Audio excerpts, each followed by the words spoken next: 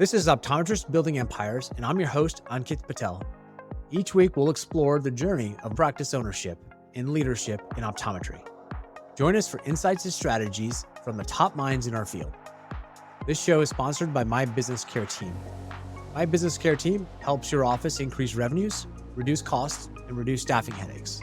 Let's build your empire together. Today's guest is someone I'm super excited to introduce you to. He's an impressive leader and dedicated optometrist. He completed his residency in ocular disease at Bill Hefner VA Medical Center, the third largest Veterans Affairs hospital in the country. He's also the founder of LeadOD and coaches individuals and organizations to connect their why to their work as a certified purpose factor facilitator. He's owner of Lifetime Vision and Eyecare. Please welcome Dr. Ben Thayil. Ben, welcome. Thanks for having me, Ankit. I appreciate the accolades. Thanks for creating this platform to help grow the industry and grow people. So thank you. Yeah, and thanks again for being a guest. And with that, what's the most important thing that helped you grow your empire? Man, the absolute most important thing, if I had to pick one, it would be coaching and mentorship, hands down. Yes. Tell me a little bit more. Like, I think a lot of guests have said something like that. You mean getting coaching and mentorship from other people? Is that right? Absolutely. So I think a lot of times we focus so much, right? As ODs, we focus so much time on our education, our continuing education, where we're going to practice, how we're going to practice, what is my salary going to be, all of these things, and which is a natural course of events when you're going on an endeavor like this, you know? So eventually you get to a point where things are kind of steady and stable, and then you wonder what and how and why you're doing all this stuff. And then you're seeking guidance. This is all what happened to me. You're seeking guidance, and it's almost everyone is on the same treadmill. No one really has a direction, or no one really has goals apart from their optometry world. And then you start looking at, well, who else is successful in different areas of their life, not just in their career. So I started my own journey in finding mentors for different areas of my life, whether it was with my health, with the spiritual aspects of my life, business aspects of my life, business both in optometry and outside of optometry, because we can learn a lot from other industries, other people, things like that. So once I found people who were willing to share what they've gone through and what they have experienced, and they're willing to help people come alongside them and see them do better, see them grow, see them help them along their own journey. That is where it's really started changing for me. It was like, man, this mentorship and this coaching thing is amazing, because it's really changed my life. It's changed my perspective, and it's helped me to grow in ways that I didn't even expect or plan to grow in, you know? Yeah. Tell me a little bit more. Let's be specific. Tell me specifically how a mentor or coaching helped guide a decision that you normally would not have made. Sure. So for one, when I first started my practice 10 years ago, I had no idea like what I was going to do, right? I just knew I was an OD. I can leverage my degree. I can start a business, because I didn't really like working as an associate. I wanted a little bit more control. I wanted a little bit more freedom. And honestly, I thought, kind of in a naive fashion, that I can probably just do it better, than all the places that I've worked. So that kind of gave me the entrepreneurial bug to just start my own thing. But in the middle of it, it was hard. You're just focused on the day to day and the in and out. And when it came to looking for help, it was hard for me to find help. It was hard for me to find one person or a group of people where I can just say, like, just be as honest as possible and say, hey, listen, this is what's going on. I can't pay my bills. I barely paying payroll. I'm definitely not paying myself. Like, who has gone through this and who can help me with it? And for me, it was very difficult for other ODs to be open and honest in that way, to say, hey, that's me too. Or, hey, this is how I figured it out. And I think I found that the ones who have gone through the mud sometimes we're a little bit reluctant to share our information. And and that's what was frustrating to me. I was like, man, I know all these ODs and I feel like no one wants to help. So either they don't want to help, or maybe I'm not that likable, to want to help along. Um, so essentially, I just started looking for answers. I went and looked for people in the dental industry, because dental offices are run very similar to optometry offices in a lot of ways, and started getting mentors from a distance. So I started catching business things on YouTube or through books, and finding people who I can take their information and their data and apply it to myself. So essentially, the very basic frameworks of business, from finances to cost of goods to payroll to staffing, all those things. I have an excellent mentor within the optometry space who I met a couple years ago, and we've been working together for the last few years.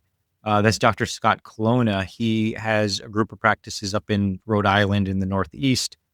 He's physically based here out of Florida, and he's like my spirit animal, if I could say that. Like, I want to grow up to be like him. But he's just been a really good help. We meet every week. We talk about our KPIs. We talk about our goals. But even more so, we share a same vision of what does our life look like outside of optometry, Mm. because that's what really interests me in growth, is how much is my life growing, not just the company and within my career, but what does my life look like outside of it? And is my life fulfilled outside of optometry? Gotcha. I like that. Um, so when you sought this advice, so curious, why do you think that it was difficult to find in industry mentors and coaches at the time? And do you think it still is? Um, I don't know. I think that was kind of a difficult thing for me to come by. It's in terms of an answer myself, because the I think part of it is the culture of optometry, meaning when we're in school, you were told, hey, the insurance company doesn't really care about you, the industry doesn't really care about you, everyone's out for themselves. And I think somehow, some way, subconsciously, that may be ingrained in a lot of us. Like, Mm. it's every man for themselves almost. And this is, if someone opens up next door to me, that's like the worst thing that can happen to me, because now what's going to happen to my business? And so there was more of a disassociation rather than a collaboration on working together. So, but I think over the years, the stigma has that kind of mentality is being dispelled, because we find out that collaboration is key. Mm. Collaboration is key to any endeavor, and when you're trying to be successful, and it's more fun to be successful together than by yourself. Yeah. I like how you've taken lessons from other industries and applied them. Tell me one thing that you applied from a different industry and how that impacted your business. So I spent 3 years going to these executive seminars for dentists. And the biggest thing I learned from the dental field was the sales process. Because in dentistry, you know, you can look someone in the eyes and say, "Yes, listen, we're going to do this, this, and this for you. It's going to be a full mouth reconstruction, and you know what? It's just going to be $40,000." And the first time I heard that, I was like, "You just saying $40,000 like it's a dollar?" Like, yeah, because we're trying to help this patient, right? But this is what it costs to do so. And then I went back to my office. I'm like, why is it so hard for us to tell a patient that it's a couple $100s for them to be able to see? Like, they're able to drive, they're able to watch their kids play in the yard and create all these memories. Like, sight is such an amazing thing, and we have a hard time, presenting a number in front of a patient, because quote unquote we don't like to sell. We just finished reading a book in one of our book clubs called "To Sell Is Human," Pink, right? and yes, Yeah. yeah, yeah. So it is a human thing to sell, right? We have to be able to exchange a resource for a good that's going to improve someone's life. So that the sales process, I really learned from the dental industry on how to treatment plan, how to have the conversations, and how to position. Like, listen, you position the help first, and you position the dollar value last, because people are coming in for help. They're not coming in to worry about what dollar they're going to spend, because they'll find the income that's going to help them. And that's a human nature thing. If we need to find transportation, we'll find transportation. If we need to find food, we'll find food. If we need to find better health, we'll find better health. We'll find a means, we'll find a way. We have a family member, we have a friend, Mhm. and the offerings in the office, right? Whether it's a payment plan option, those types of things, buy now, pay later, those things are incredible to help delivering care, because you put the help first and you worry about the quote unquote sales process or the transaction after. Because if you help people, the sales will the transactions will happen naturally. I like that. And as you were growing your practices, right? What is something you ran into that you didn't expect? Um, One thing I learned is I am not an operations person. Okay. I'm not. I'm like a visionary builder. I got the big picture. But when it came to like the day to day, I was not good. It wasn't a matter of delegation or it wasn't a matter of, I think I was just too impatient. I'm like, I already know what it's supposed to look like. Let's just get it done. So it's surrounding yourself by with people who complement the things you're good at. Someone who can take the vision and then someone who can say, "Hey doc, listen, I understand, I get it, and I'll make sure it happens on the day-to-day side." So it's acknowledging your strengths and accepting your weaknesses. But I wouldn't even call them weaknesses. They're just everyone operates differently. Everyone's strengths are in a different area. So finding someone who can complement the things you don't like to do, or two, you're not good at doing, that is how growth really happens.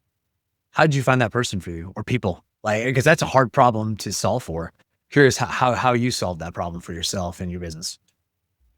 So it's a little bit of a cheat code because that was solved through my wife, right? So because we have some good friends in other industries. They're husband and wife duos and on their organizations, and Mhm. they do very well. And they were always like, Ben, you have to have like, why don't you have your wife work with you? Why don't you have your wife work with you? And I was never against working with my wife. I was trying to protect my wife from the stress, from the strain, like all of those things. Like, she's not an OD. She has a behavior and clinical behavior studies like mental health. Mhm. And I was like, oh, you know what? I don't want to introduce her to all those stresses. But once I brought her into the office and she learned everything, it was just such a relief because not only does she carry the vision, but she understands, right, what we're trying to do, what we're trying to build, and all of those things. So I tried to do that with non-family members in the past. And you're right, it is difficult. It is difficult to get someone on board with the big vision unless you understand what their own purposes and goals are. If you can figure out someone's personal, professional, and financial goals and how you can align your organization to fulfill those things, you're more likely to have a long-term employee than someone who will just turn and burn. I like that. And tell us a little bit about some wins and good examples and lessons learned with hiring not a family member or a wife. Because I mean, I same thing. I work with my wife, and it wasn't until recently until we've had a GM that where I could step out. But I'm curious to hear your experiences on how you find those key players and what mistakes that you made at the front that other folks can learn from. Yeah, so we'll start with the mistakes because that's where the biggest lessons are learned. So at the beginning, I just needed a receptionist, I needed a technician, I needed an optician, right? I was limiting people to a job description that I was putting online. So, and I started a conversation actually a few weeks ago with my staff. I'm like, listen, I never, if I've ever referred to any of you as a piece of furniture, I apologize. Like if I said, oh, go talk to my front desk, right? Yeah. My front desk is an inanimate object, right? So I would rather say, hey, go talk to Selena. She's going to help you. Go talk to, you know, the insurance person, right? That's just like that shows for me, that shows, okay, if I'm calling someone a piece of furniture or a job description, Mhm. how much do I value that person? Do I value the fact that this person is trading their time to spend a day with me to help me grow my business, right? Once that kind of switched in my mind, I'm like, man, just really love these people because there's something that they find that I'm trying to do here, that they're catching that vision, and that they're able to exchange their time for their money and go along with the vision. So I felt honored when people started working for me. I felt honored. So when switching from calling people furniture to an actual person, right, or recognizing that, now when you in the hiring process, you start looking for people. Now, the foundation of when we hire is my own mission, vision, and values. Mhm. So in our office, I have our mission, vision, and values posted anywhere a patient can be, from the front to the exam rooms to the restrooms, because I want the patients to hold us accountable. They know that these things exist, and that's how we're supposed to operate. So I hire based on my mission, vision, and values of the organization. So if, for example, I do an interview, it's a great interview, but something, and I use my mission, vision, and values as a checklist. If something is off on the way, if we don't have a values match, Mhm. my gut just says don't bring them on board, because it may have been a nice interview, a nice first date, all that stuff, right? But at the end of the day, it's just not going to work out. So I don't onboard someone unless they align with the organizational values. And then the other thing is personality tests. We do a lot of personality assessments. DISC, purpose factor is one of them also. So we understand how people communicate, how people, how what drives them to be the best version of themselves. And when we hire based on those things, we look at the composite of the team. The team has a certain personality, and then we look at individuals on how those personalities and those skill sets will complement that, so that we're building a stronger team versus either a mediocre team or something that's going to cause us to shrink. Gotcha. Okay. Um, and you know, it's interesting because I think I'm hearing we've had other people on the guest talk about EOS, Entrepreneurial Operating System. They talk about vision. Is that kind of what you follow as well, or is it something that you've kind of That is, I was actually introduced to EOS and traction probably last year, Okay. but I guess I piecemealed it together just through experience right over the last 10 years. And I was like, oh man, someone wrote about this actually. Yeah, it's funny because you're almost it's almost like you're talking out of the book because I've gone through that program for our offices too, and it's There you interesting. go. Yeah. I mean, you're right. It's that, hey, so the values piece. So there's two parts there, right? There's can you do the job and do you fit the culture and the values? And the folks Mhm. that I think if you've ever worked in sales, you've probably experienced this. Is that if you have a person who really not a great person to work with, and but they're really good at sales or their job, and that's the brilliant jerk, right? And so they'll kill a culture quick, and so you really have to make sure that hey, they may be right for the role, but it may not right for the company. So it might be the wrong bus that they're on. So I like how you frame that with the interview process. Like, hey, you know what? You might be right for the role, but something about the cultural fit may not be good here. Yeah. Yeah, and I don't discount people. I may have a friend or a colleague who has another company. I said, "Listen, you know what? I think you'd be a good fit here." And we pass along resumes, right? We don't just say, "Oh, this person may not be good," and just not give them an opportunity. So we're still looking for a way to give this person an opportunity. It just may not be with us. Yeah, yeah. Oh, I like that. That's good. Uh, why? So how did you get involved with you sound correct me if I'm wrong, you do help other practices through consultancy type relationship, correct? That's correct. Yeah. How'd you go from your practice to expanding your empire to doing and helping others? Tell me about that journey and why you went down that path. Sure. So for the first couple years of the practice, it was just like a real struggle and trying to find the help and those things that we touched on earlier in the conversation. And then it was during COVID when we were all forced to slow down that I was looking at my office and my team and my business, and my goal was to try to save my team. I didn't want to let anyone go because the whole world was like so chaotic at the time. So when I started trying to answer all those questions, how do you find good staff? How do you reduce staff turnover? Because COVID allowed us to slow down in a lot of ways, I just started, we were in the office. It was kind of the safest place to be because we didn't know what to do or how to behave at the time, right? So I was like, I'm just going to pour into my team. I'm just going to grow them as people. We'll go through some personal growth stuff. So I was focused on if I create a good person, like a better person who has their own personal growth, who can grow in their own values and their own integrity. Now, all of a sudden, I know that I'm going to have a good employee. I'm going to have someone who's integrous, who has character, who wants to do the right thing without having to be told or micromanaged or always going to HR or something like that. So that's kind of really where it shifted for me. And then I started seeing the results right in my own practice. So then my own staff said, "Doc, you should go do this for other people." Right. I'm like, yeah, I guess I should. I never really thought about it. Which it coincides with the healthcare professional's mindset. If our goal is to help people, the people you help don't only have to be your patients. They can be your friends and your colleagues, and And you can take that desire to help outside of that. So that's where Lead OD was born, was trying to help organizations, individuals, teams organize themselves in a way that they're growing their people, they're growing their culture, and in return, they're going to grow their business if they focus on that.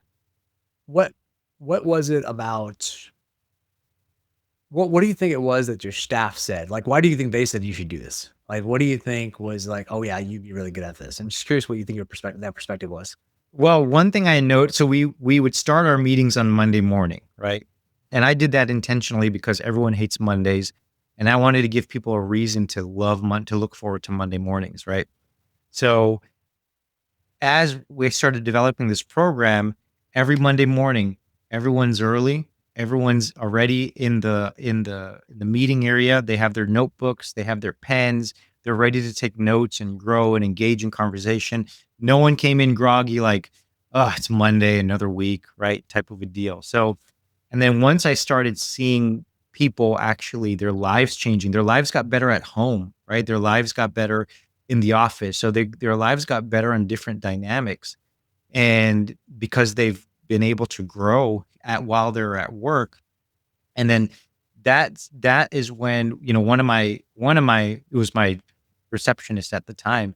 She was like, "Doc, this is just Mondays are like my best days." And I was just like, "Well, why is that?" She said, "Well, because no one ever talks about this stuff." And I said, Sure. "You just mean like in general?" She's like, "Yeah, like it's on social media or like TV or whatever. Like no one really makes you think about this stuff, but you make us think about this. And I think it helps us all." And I said, "Well, my goal is to help you all, right? So I appreciate that insight on it." And then she said, "Have you thought about doing this with other people or other offices?" And I said, "No, I haven't, because I was just so focused on you all in this time frame of when it was all the chaos with COVID and all that stuff." So yeah, it was my receptionist at the time, that she actually seeded the idea. Interesting. So, what were some of those things that you were talking about? Like, can you get a little more specific? Is that possible? Yeah. So we do something called values-based leadership training, right? So values, right? Simple things that are universal across humans, right? So things like listening, communication, things like forgiveness, things like um, integrity and character, things, those types of skills that are fundamentally, if they become who you are, if you can adopt those things as part of your life, you actually end up living a more peaceful life. You actually end up being able to perform at a higher level because you're not having all these we call them weights. You don't have all these weights just sitting on you in different areas. You don't have to, if you're someone who is, whose intention is to communicate well, as opposed to someone's like, well, I said it, right? I said it and that person didn't listen. But like, was the communication there? Was your intention to get that person to understand what you were saying, right? And then so that translates into the receptionist, right? Is like, well, I tried to book the appointment, but they weren't really listening to the patient, their needs, and then the appointment wasn't booked, right? The patient just felt unheard or unseen. So when we can get people to function better with each other. So now we're practicing with each other, how to communicate, how to listen, how to do all these things. That translates into the patient care, but now it becomes more natural to be someone who listens, be someone who has good and effective communication, to be someone who doesn't take things personally, right? You're easy to forgive. So those are the values that we trade. And there, I counted them up. There's upwards of like 15 to 18 different value sessions that we've kind of created. Oh, that's pretty cool. I think that's I hear a lot about purpose and things like that at work, but it sounds like you've really operationalized it. Yeah, because if people come to work without a reason why apart from a paycheck, so there's a scale of motivation. There's 5 steps to the scale. Money is the lowest form of motivation. Hmm. So money is a motivating factor, but money is the lowest form because I mean, you just look at examples. People will lie, steal, cheat, kill, all kinds of things for money, different motives, right? That at the top of the scale of motivation is a sense of duty. Like, this is why I exist. So if we can move people up that scale of motivation and get them to come to work and say, this is why I exist, right? then everything else falls into play. They feel more fulfilled when you're at work. For ourselves as well, right? Why would I even bother opening a company, right? Or doing these things, right? Because it's went more than just the finances, because we could go associate somewhere or work for a system or something and have the money part taken care of. But we want to move up that scale of motivation and move into a sense of duty and a sense of purpose. Yeah, I like that. Um, so talk to me a little bit about how you're dealing with current challenges that everyone's dealing with. There's two of them that everyone seems to be dealing with across the board. It is staffing shortages, or it's hard to get staff the pricing for staff is increasing, Mhm.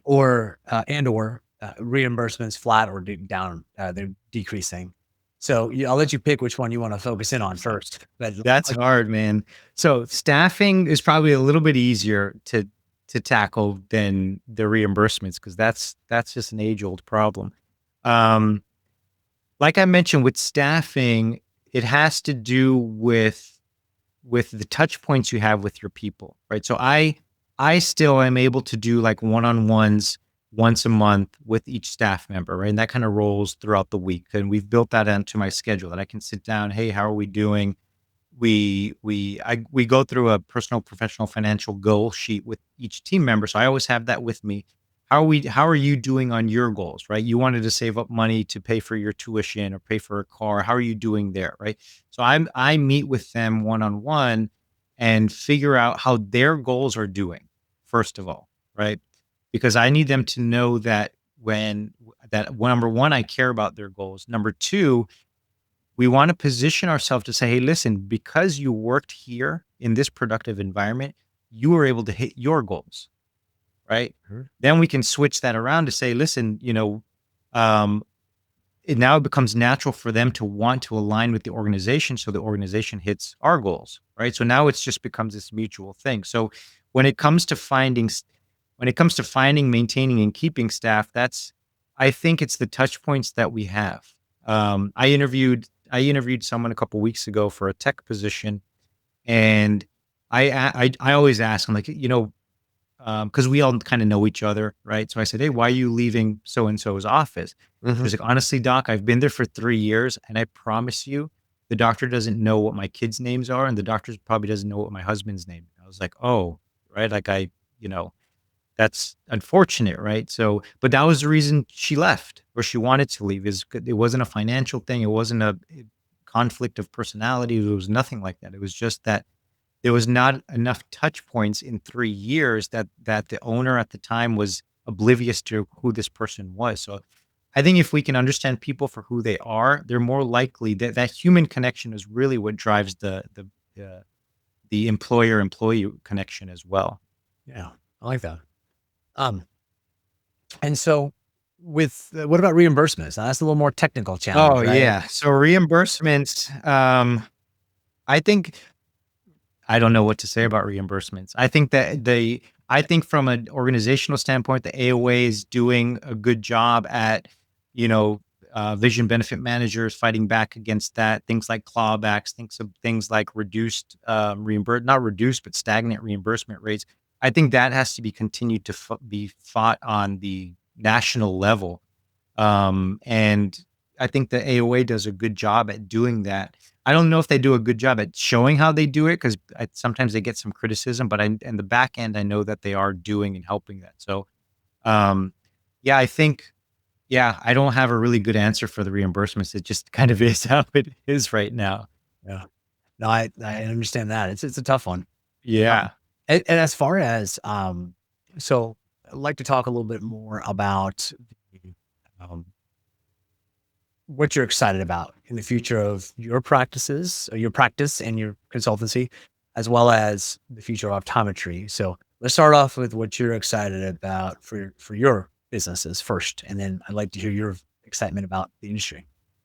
Yeah. So I'm really excited about, not having to be chairside so much. Sure. Um, I love seeing my patients, but like I said at the beginning, I'm like a builder. I'm like a visionary, right? So I like the idea of having an organization that can help hundreds of people a day versus me one by one sitting in next to a chair helping one person at a time. So my thing is, how many people can I help in a shorter amount of time, right? So I look forward to being able to step. I mean, I'm in my clinical schedule right now is only 3.5 days a week, Hmm. but I look forward to cutting back on that some more. I know some ODs who are not practicing technically chair side, and some ODs that are 1 day a week. So those are kind of my what I look forward to for the future for that. And then on the on the consulting side, that's kind of like my biggest my biggest thing right now is I just going back to helping people. I just really want to see people do well,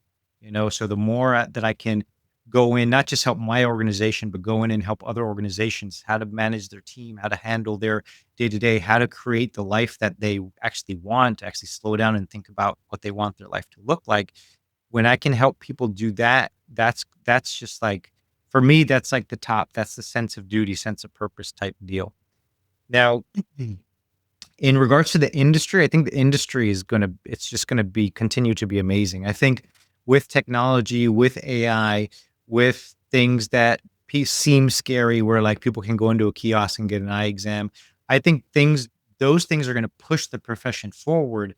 I think optometrists are gonna have to be more procedure oriented, which means the laws are gonna have to pass to allow optometrists to be more procedure oriented, because all of these things that we used to get by, they're going to go to automation, right?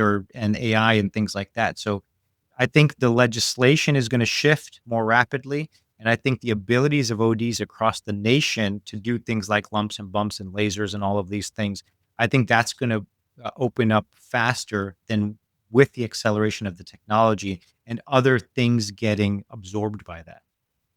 Yeah, I like that. Yeah, and so I want to shift gears a little bit and ask you a formative story about you. So, give me a story that you feel like formed you into who you are. This could have been when you were younger, could have been more recent. Just something that you feel like, yeah, that is a story that helped form me into the person I am today.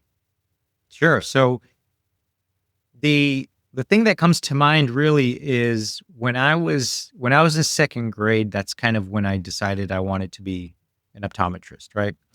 And my optometrist was super nice and his office was super calm, which was unlike a lot of the when you're in second grade, unlike a lot of the doctor's offices you used to go to, right? With which is the pediatrician where everyone is kicking and screaming and everyone is sick. So when I met my optometrist, he was just so nice. It just seemed like everyone liked him. And in my mind, um, I was just like, education was always really big in our family, and education was always pushed in our family, doctor, lawyer type of a thing that you got to be when you grow up. And I said, you know what? I can be an eye doctor. And just by his presence, just by his demeanor, I made that decision.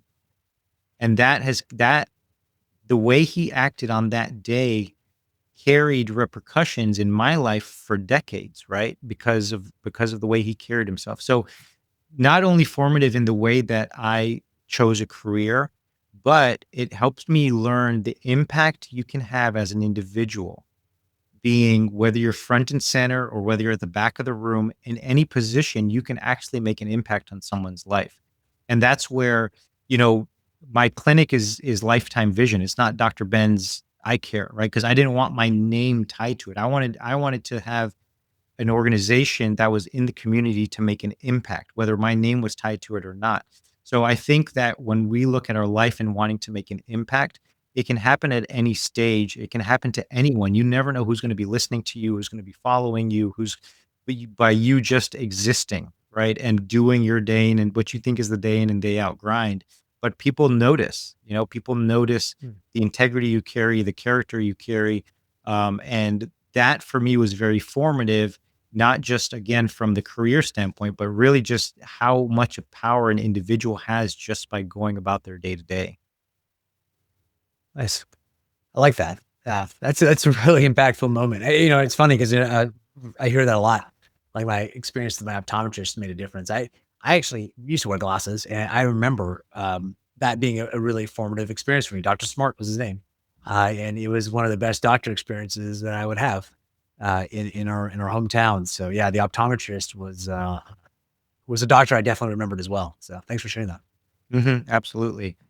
So knowing what you know now, what would you give younger Ben advice on right after graduating OD school? I don't know because everything's happened the way that it's happened, right? And it's Yeah. worked out pretty well so far. If I were to sit down with my younger self as I left school, um, I would tell younger Ben to just jump in, but just understand that you're going to need help along the way, and don't be afraid to ask for help. Because initially I wanted to try to just figure it out. I can do it. I'm a smart guy. All of these things, but all those things, true or not, they got in my way. You know, so I think that ultimately would be the advice was like, listen, just don't get in your own way. Accept help from those who are offering it. Ask for help when you feel like you need help. You don't have to just be stuck all the time. I like that. It's really good. And so with that in mind, I'm kind of curious, Ben, with your, I kind of want to dig into your experience that you have with working with several other practices. Yeah. Tell us some of the things that you see that are common challenges that optometrists face with the clients that you work with that you can share with us. So they're pretty much classic problems, right? Staff turnover. How do I find good staff? How do I keep good staff? How do we, increase our sales? How do we get more sales, right? Those types of things. And really what it boils down to is the culture of the organization itself, right? So these are universal problems. So the reason I sat in 3 years of dental seminars is because when I went to the first one, they were saying the same exact things. How do I find good staff? How do I get a patient to not just get what the insurance covers? I'm like, oh my gosh, this is the same exact questions I have, right? Yeah. So these are just universal problems and universal questions. And I think I just, through my own journey, I found a way that works for me. And then we can use that to apply it to other offices, right? So I don't consider myself a consultant or anything like that because we're not just going to do an analysis, give you a book of stuff to do, and then good luck with it, right? Because your success is my success. I need to make sure that the things we're trying to hit, the things that I said, hey, listen, we're going to help you with X, Y, and Z. We're going to help you with your team. We're going to help you with the camaraderie. We're going to reduce the drama of your staff, like all of those things. I need to make sure that we deliver that. Otherwise, I'm not trying to BS anyone. You know what I mean? Like we're trying to actually improve people's lives. So the difference between coaching and consulting is a coach is with you in practice on game day, there for the highs, there for the lows, making adjustments. That's what a coach does. Consultants, hey, listen, I told you what to do. You didn't listen to it. That's more like a parent, right? That's more of like a parent's mentality. I told you not to do that, and I told you something bad was going to happen, right? But there's no value in that, really, right? Nothing against consultants. I've hired tons of consultants and all that stuff, right? And they have been helpful. But I just think switching the mentality from consultancy to coaching, a coach is there with you to make sure that you're getting the results, to make sure you're getting the wins, understanding the losses. And a lot of it now that we're dealing with is personnel issues, not personal, but personnel issues. So it is all that hiring, firing, onboarding, exit interviews, things like that. How do you do that properly? Gotcha. Gotcha. Interesting. Um, and so how do you really come in? So do you, the values based leadership piece, do you help practices with that too? Because that's really interesting. That stuck out to me as something really unique from a conversation. Is that something you help practices with as well? Yeah, so we can build that out, right? And it's simple conversations of like, well, why did you start this business? Hmm. To what do you want to get out of this business, right? Or how do you, in the grand scheme of things, how do you view your staff, right? How do you view them in terms of as people relationally, those things? So we have to build a foundation because if you know we have this thing where we have a degree and we just own a job for our own whole entire life, right? Without really thinking about what our goals are of why we did it, what we're going to do with it, how we can leverage it, all of those things. So, yeah, we can start from bare bones and creating the vision because that's like, I love that, right? I love creating the big picture. So, that's starting from scratch is actually sometimes easier than, teaching an old dog new tricks, if you will. Yeah. Yeah, excellent. Well, with that being said, if people want to reach out to you and find you, where can they find you? Yeah, so our website is leadod.com. You can find me on LinkedIn, Dr. Ben Thayil. Um, you can email me, right? All those ways to contact me are on our website. There's some free resources on there as well if you want to reach out to those, get those things. But yeah, if anyone needs any help, you can always reach out and we'll be willing to help you. Awesome. Thank you again, Dr. Ben Thale, for joining us today. Yeah, thank you for having me. Yeah, and thank you, audience. If you learned something or laughed, share this podcast or video with a friend, and make sure to hit that subscribe button so that you never miss an episode. And if you use the link below, you'll see in the show notes how to book a meeting, and I'll send you a free copy of my new book, Optometry Redefined. Thanks again, Ben, for being a guest. And this has been another exciting episode of Optometrist Building Empires. See you next time. That's a wrap on another episode of Optometrist Building Empires. Thanks for joining. For show notes and more, visit buildingempires.live. This show is proudly sponsored by My Business Care Team. My Business Care Team was born out of staffing challenges my wife and I faced together, managing multiple optometry locations. We refined our approach at Classic Vision Care and now offer our expertise to others. If you're experiencing challenges with staffing and you'd like to set up a discovery call, we'd be happy to help you and connect you with the right resources. We'll see you next time.